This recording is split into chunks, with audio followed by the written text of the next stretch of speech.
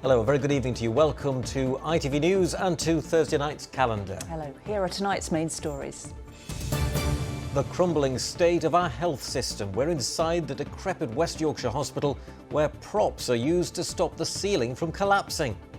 So we have a building that's crumbling, literally crumbling. We had a situation 2 years ago where we had a prop being inserted right next to a woman who was in labour. These are not ideal circumstances. They describe themselves as Bonnie and Clyde and branded MPs as traitors. Today, these conspiracy theorists were found guilty of terrorism offences. Road to ruin, how one angry driver from our region is on a mission to tackle the growing problem of potholes. And a wing and a prayer. We joined the real-life Seagull out on patrol in Whitby, keeping fish and chip lovers safe. I think he's wonderful. Well, if he's going to keep the seagulls away while I have my fish and chips, then I'm all for it. You all right? How are you doing? Come especially to see you today. You're doing a grand job. I think he actually has a good job in keeping the seagulls away.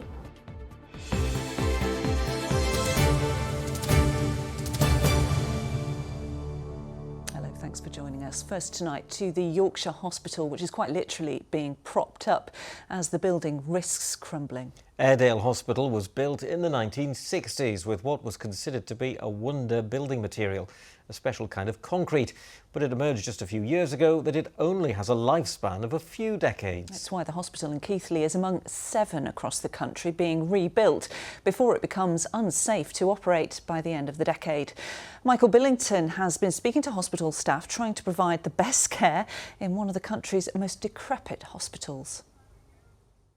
Tens of thousands of patients a year rely on it for treatment, but it's the very fabric of Airedale Hospital, which is itself in need of critical care. So how many of these props have you got across the hospital? We've several hundred structural props across the entire estate. As you can see in this room alone, we've got 29 due to the severity of the issues we've got with the roof in this area, all related to the secondary beam and the movement within the structure of the rack. This is literally holding up the roof? Absolutely, that's exactly what these props are doing right now, yeah. In 2019, it was revealed Airedale was one of a number of hospitals and schools across the country built out of rack, a type of concrete with a 30-year lifespan. Beyond that, it's vulnerable to collapse. Here, it's already 20 years out of date. 83% of the estate at the time was constructed of it. How did that feel to find out, to realise? Worrying, given that the Scots report highlighted the collapse of a school in the south of England, so it was sort of quite concerning really, and still is. You know, the problem remains. Although we're working as hard as we can to move towards making it wholly safe, we're not there yet. In a demonstration for ITV News, experts have explained why it's such a risk. Here's a traditional piece of concrete, and here's a piece of rack. As you'll see, it actually floats on water. It's pretty amazing for a piece of concrete. Why could this be a potential problem, that sinks and that floats? If you keep the rack nice and dry, then you're fine. But if you let water get to it, it can soak up the water, and if that water gets to the reinforcement that's inside, it can corrode the reinforcement and make it rusty. So we have a building that's crumbling, literally crumbling. We had a situation 2 years ago where we had a prop being inserted right next to a woman who was in labour. These are not ideal circumstances. You just look around and you just think, wow, what's happening? After deeming it unsafe to operate beyond 2030, the Health Secretary's named Airedale as one of 7 hospitals to be completely rebuilt. Until then, it's a constant operation to keep parts of it standing. We assure them this is part of our fail-safe to keep this building safe until 2030 when we have our new hospital hopefully opened at that point. So patient impact should be minimal, but even some of these props are just in the way when we're manoeuvring patients around the place. That arguably impacts on their experience of care in the hospital. The very place built in the 60s to safeguard the health and well-being of this part of Yorkshire, now in serious need of reconstructive surgery itself. Well, Michael joins us now from outside Airedale Hospital. Good evening, Michael. Some shocking pictures in your report there, but obviously they're in the, I suppose, the fortunate position that no, they are going to get a hospital rebuilt, but it's a huge undertaking, isn't it? Well, it certainly will be, but in a way it's no greater really than the constant operation at the moment to keep this current building safe. Now, one member of staff described to me today the constant monitoring of the structure here and then the installing of those props that you saw as almost like repainting the Forth Bridge. Now, yes, the rebuild is going to be huge. There are new buildings here that will remain, but the vast majority of the hospital will be rebuilt on a car park, and then most of the building you can see behind me now will be completely demolished. Inevitably that will come at a cost, several £100 million as part of a multi-billion pound project to rebuild 7 hospitals across the UK that are in a similar position. The deadline for that is 2030. They reckon it will take around 6 years to build. So yes, a huge undertaking, but one which bosses here say is an opportunity to not only build a first-class hospital, but crucially, one which is safe. Michael Billington live at Airedale General Hospital, thank you. In other news, 2 conspiracy theorists who refer to themselves as Bonnie and Clyde with a box of matches have been found guilty of a string of terrorist offences at Leeds Crown Court. 59-year-old Christine Grayson from York was found guilty of plotting to destroy 5G masts, which she believed were linked to the COVID-19 vaccine. Meanwhile, 60-year-old Darren Reynolds from Sheffield was found guilty of 8 charges, including sharing neo-Nazi propaganda. Adam Fowler sends this report from Leeds Crown Court. Christine Grayson and Darren Reynolds knew each other through the social media platform Telegram, and it's there that they discussed their anti-authoritarian ideology and conspiracy theories. 59-year-old Grayson in particular, who you can see here entering a police station, believed that 5G masts hurt, harmed and injured people and believed they're a weapon. She wrote on the messaging platform, "Think we need a group for fireballing 5G." The video of a burning 5G phone mast was shared between the pair. She was found guilty of 1 count of conspiracy to commit criminal damage and cleared of 1 count of encouraging terrorism. Darren Reynolds from Sheffield was found guilty of encouraging terrorism with online comments calling for MPs to be killed. He wrote on the platform in June 2021, "Storm Parliament and the Lords, drag them all outside and hang them all on the spot for treason, sedition, insurgency, attempted genocide and crimes against the people of Great Britain."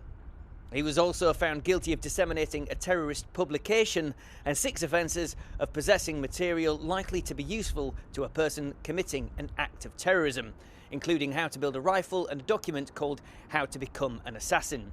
He was cleared of conspiracy to commit criminal damage and 2 counts of disseminating a terrorist publication. When police searched their addresses, they found a crossbow and a number of crossbow bolts at Grayson's home, while at Reynolds they discovered 2 replica assault rifles. Both have been remanded in custody and will be sentenced here at Leeds Crown Court on Monday. Adam Fowler reporting there. You're watching Thursday's calendar, and still to come on the programme tonight. Suits You. Find out how one chippy on Whitby's seafront is taking drastic action to protect its customers from greedy gulls. And another day of cool and cloudy across the canal in Chesterfield and pretty bleak across the Blossom in Barnsley. Will we see some sunshine tomorrow? All the detail a little later on. Thank you, Kerry. Now, many drivers will tell you they're the bane of their lives and that they're seeing more and more of them on the region's roads. I'm talking, of course, about potholes. Yes, after shelling out hundreds of pounds for car repairs, Brandon Dodsworth from Retford says enough is enough and is now demanding his local authority gets on top of the problem. Hundreds of people have already supported a petition that Brandon set up calling for action. For its part, the council says it's investing heavily in the county's road network. Matt Price has the story.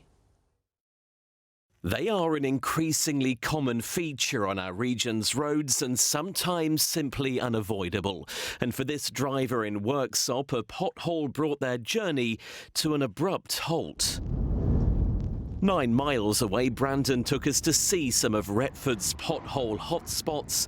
It is a network of crooks and creases. He says he's had enough after hitting a hole on a rural road not far from here, an impact which left his car seriously damaged. My car went down a pothole and the front spring completely snapped, and it was very, very frightening. My car started swerving across the road and it's just simply dangerous. On one of Retford's busiest junctions, it is a jumble of tarmac and not easy to navigate. After shelling out £350 to fix his car, Brandon is now campaigning for Nottinghamshire County Council to do more to fix Retford's roads. I want to hold the council to account, and I want them to repair these roads and to actually show a bit of urgency about doing it. Now, I know the council have said they are prioritising roads that need repaired, they are repairing roads. However, we're not seeing that in Retford. His granddad Alex told us he'd had similar issues when an encounter with a pothole in Retford damaged his suspension, which he says left him £650 out of pocket. One of my cars, the Ford C-Max, we've got two cars, a Honda Jazz and a C-Max, had both suspension legs smashed on a pothole in Retford. You see, if you claim on your insurance policy next year goes up in price, so I paid it out of my pocket. Nottinghamshire County Council says it has almost 3,000 miles of road to maintain. A highways manager told us that in 2022 they completed over 332,000 square metres of quality resurfacing across Nottinghamshire, which equates to approximately 41 miles of road receiving high quality, long-lasting surfacing repairs. But we cannot repair all of the county's roads immediately, and we need to prioritise where these repairs are taking place.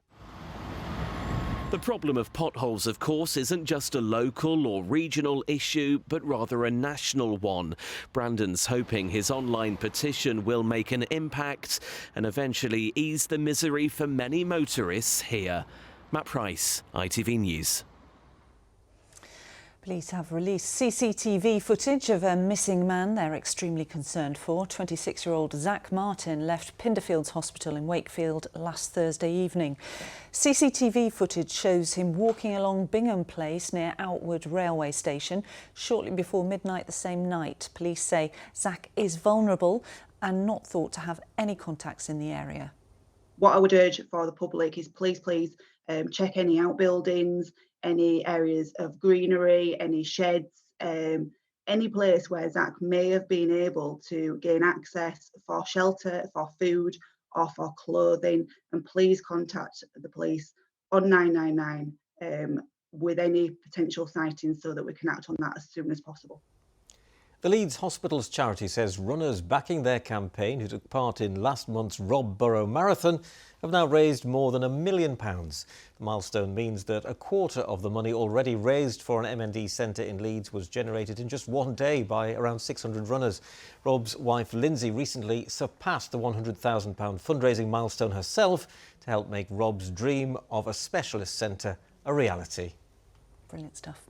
The ITV Evening News continues here at 6:30. Here's a look at what's happening with Mary Nightingale. Coming up in the programme, tragedy in Bournemouth. A man is questioned in connection with the deaths of a 12-year-old girl and a 17-year-old boy. But it's still not clear exactly what happened. The findings of the latest search in connection with Madeleine McCann's disappearance. More bad news for homeowners. Prices fall at their fastest yearly rate for 14 years. And the remarkable rescue from Everest's death zone. Do join me for those stories and more at 6:30. Mary, thank you. Now, he's best known for playing Dr. Carl Kennedy in Neighbours. Do you remember him? I do indeed. Everyone needs good neighbours, Lara. Exactly. Well, it's a role that Alan Fletcher has played for almost 30 years, but a role that he thought had ended last year before the soap was unexpectedly recommissioned. Well, Alan is now back filming again, but has taken a break to bring a new version of his stage show, The Doctor Will See You Now, to the UK. It starts its run in Newark tonight. James Webster's been to meet him. I want you to know I am a passionate person. I'm very passionate about truth and justice. I'm passionate about beer. We are used to seeing him on the fictional wards of Erinsborough Hospital, but now Alan Fletcher is relishing the chance to meet the Neighbours fans here in the UK who he credits with saving the show. We want to say thank you to all the audiences because the show has come back because of the audiences. So we wanted to be able to look people in the eye and go thank you.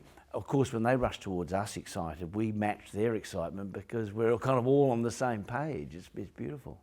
I'm sick to death of everybody knowing everybody else's business. Arriving in 1994, Alan's character began as a slightly snobby head of a typical suburban family. But it was his convincing performance as a cheating husband which led to one of the show's most famous moments. Oh, no, Susan! The popularity and warmth of his character kept him centre stage until what was expected to be the show's final episode. I love you. I love you too. But a deal with Amazon Freevee saw the show recommissioned, and Alan is now back filming again. What is it like now, walking back through those doors, back onto that set and be making the programme again? Well, I didn't know what to expect. I walked in and I thought, is this just going to be the same? Are we just going to pick it up where we left off? But there's been so much change. So it's invigorated the whole process, you know. It's like walking onto a new show, everything old is new again kind of thing, you know. It's absolutely joyous and it's given me a real spark. What do you still enjoy about playing the same character, Dr. Carl, who is so beloved for any fans of the show? Yeah, Carl's been delicious because he's gone through a lot of phases of serious relationship problems and so forth, into some lovely, glorious comedy storylines. And I'm very thrilled about the next adventures that Carl Kennedy is going to have. So it's kind of like doing a different job, you know, every 3 weeks or so. Alan's new tour includes some of his own music, as well as stories and anecdotes from his 28 years on the show. I go for a dance through Carl Kennedy's 28 years on Neighbours with my beautiful wife Jennifer. She interviews me, she's a journalist herself, but I try to get in behind the scenes as well and just let people know what it's like to shoot this sort of material and to play Carl Kennedy. And finally, what do you hope the people coming to your show over the next few weeks take away from it? Well, I hope they take away a reinforcement of their love of Neighbours. I hope they take away a little bit of knowledge about what it's like to make Neighbours and be in it. And I hope they go away with a great big smile on their face. You can shove your botanicals up your pale ale, keep my lager true blue. Alan's touring until into July before heading back for filming in Australia, ready for Neighbours' first new episodes to be broadcast later this year. James Webster, ITV News. Thank you for coming tonight. You've been absolutely wonderful. Love you. Thank you. Catchy little tune, was that? And you're my little newsroom neighbour, aren't you? Yes, I suppose so. And a good friend too. Now it's time to spread a little joy because we've been splashing the cash, handing out hundreds of thousands of pounds. It's not every day that you can say that, but it's true. You may remember in May that we featured 5 projects battling it out in the People's Projects, a collaboration between ITV and the National Lottery Community Fund to give away up to £70,000 to good causes which bring people together. Well, 3 of the 5 projects were hoping for the big money after their efforts went to a public vote. And we sent Tina Gelder, with just a little bit of help from herself, to surprise them.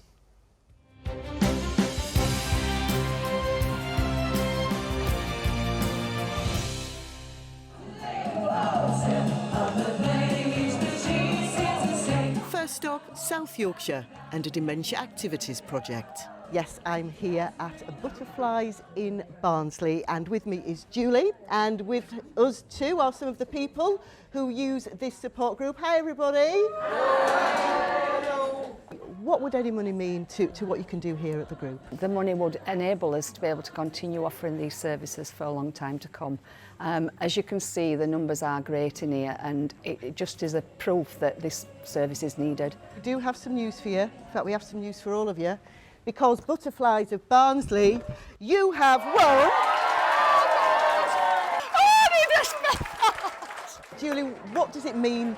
It means that we can carry on offering them holidays and groups each week. It means that they can keep on supporting each other. This is what we need. There's so many people struggling on their own. I don't want to get upset. This will really make a difference to what Julie and the team can do. Oh, definitely. So I don't think Giddy even comes close to what people here are feeling today. And I think Ian has been spreading some good news as well. Thanks a lot, Tina. Time now for another surprise. SNAPS is a Leeds charity giving vital therapy to children with additional needs. And with the money, hundreds of families could benefit from extra sessions. Now, if you were to win the money, what difference would that make? The money for SNAPS would make a huge difference. It would pay for a whole year of services at our site. We work really hard to raise funds and we rely on those donations from the public. Well, look, I've got a glamorous assistant here. Thank you very much. Just give me this. Thank you very much indeed. I've got something here, which is going to be a bit of a surprise for you. You're a winner. Oh my goodness me, we've won! You've won. What do you think of that? Amazing. That's going to make a huge difference, isn't it? It's amazing. It really, really is going to make such a big difference to the lives of so many people, and it's just amazing. Oh, thanks, Ian. Well, I've now come to Leeds, and incredible edible. Communities grow their own, and friendships flourish too. Have you got a shopping list of things that you need if you got the money? Yeah, we'd actually need, obviously, to buy the beds. We'd need more railway sleepers to have the beds built. The compost, the amount of compost that we need in a bed is huge. I think you'd best get that shopping list going, because this is what I actually came here to tell you today. No! You have won £70,000. Oh my gosh! This is fantastic. I just can't believe we won. Amazing. I'm really happy. And I think that pretty much sums up everybody's feelings. Thank you. Thank you. Thank you! Oh, it's lovely. It is really Just nice. lovely. And how lovely, Laura, to come to work and to make a difference to people's lives like that by giving them some good news. And to make people happy. Yeah, Yeah. brilliant. Kerry's here now. I've got some news. I'm not sure about good news.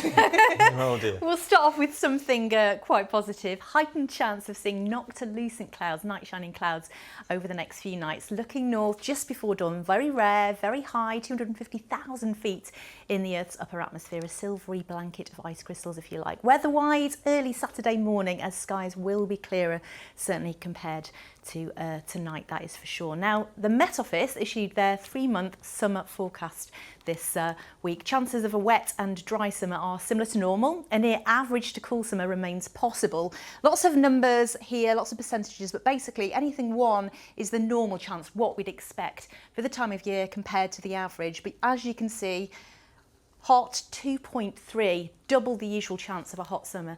This is in line with what we would expect with our warming climate, of course. Now, an increased chance of local impacts from thundery downpours as well. So we'd expect a high to the north, a low to the south. This is one of our possible scenarios for the summer.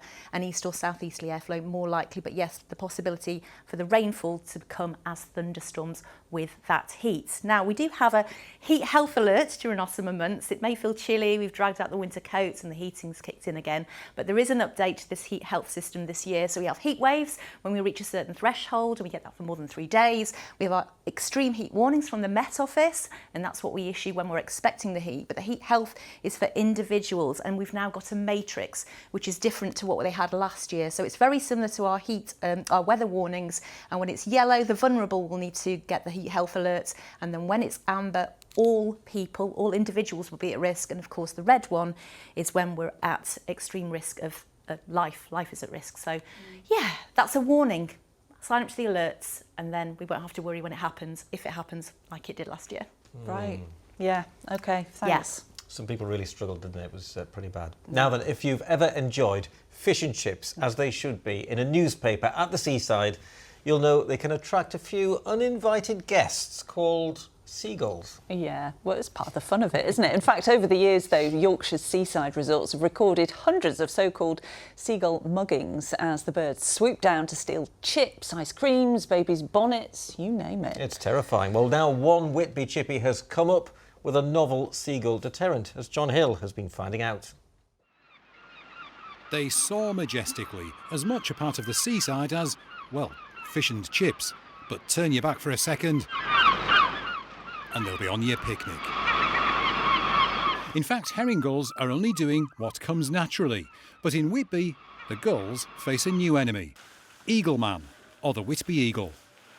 Protected by nothing more than a frankly unrealistic inflatable eagle costume, this is the gull's newest arch nemesis.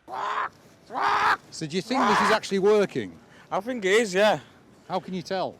There's not a lot of seagulls about, is there? That's a fair point. But do you think they think you're an eagle or not? I don't know. Difficult a little, to say. yeah. I don't know, maybe. But it's working? Yeah, I think. Carry on squawking. Squawk! Squawk! Squawk! Whitby's newest attraction was the brainchild of local chip shop owner Alex, who, like everyone round here, has stories of gull muggings. The problem is that the seagulls are that clever and that big now, they'll just come down and just steal your food and hurt you, or just take ice creams out of babies' hands or anything like that. Just an absolute nightmare. Nightmare, perhaps, but also quite contrary. Here we go. Man behind you, mate. Behind you. When you want a gull to stop by for a TV interview and you're not allowed to feed them, they simply stay away. Maybe Eagleman really has triumphed. He's certainly won a few human admirers. What do you think of this character then? I think he's wonderful. Well, if he's going to keep the seagulls away while I have my fish and chips, then I'm all for it. You all right? How are you doing? Come especially to see you today. You're doing a grand job. You're doing a really good job. Thank you. Yeah, how long are you doing it for? Forever. Forever? Yeah. Lovely job. I think he actually has a good job from keeping the seagulls away. What do you think, Chloe?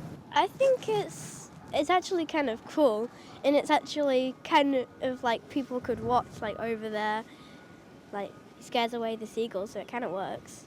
Eagleman's scare tactics may be working for now, but you can't help getting the feeling that as soon as his back's turned, the seagulls will be back to their old tricks. John Hill, ITV News, Whitby.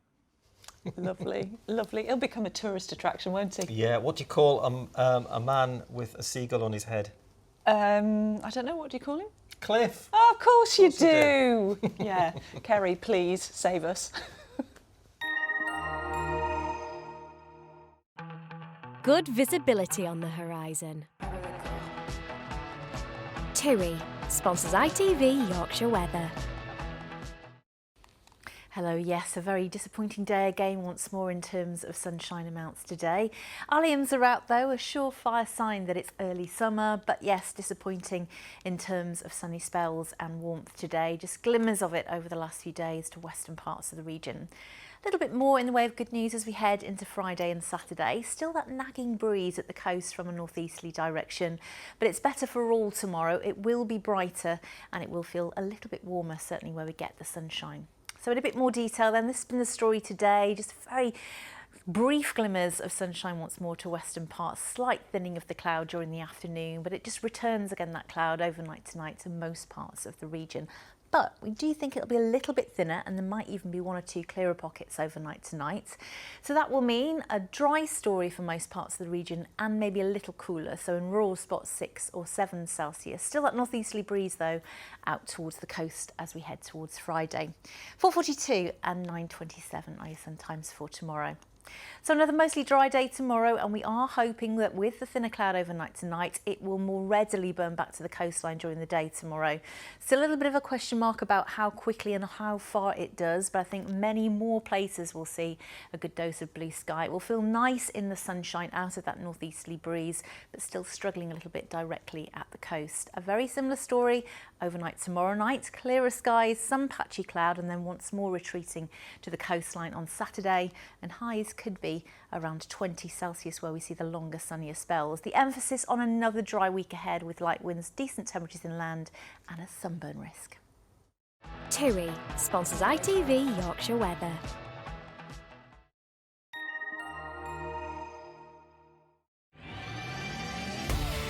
Hello summer.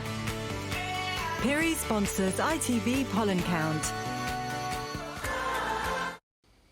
Well, the wild orchids are out, the meadow buttercups are out and the grass pollen is on the rise. Head to the coast over the next few days for light relief inland. It's high Friday into the weekend.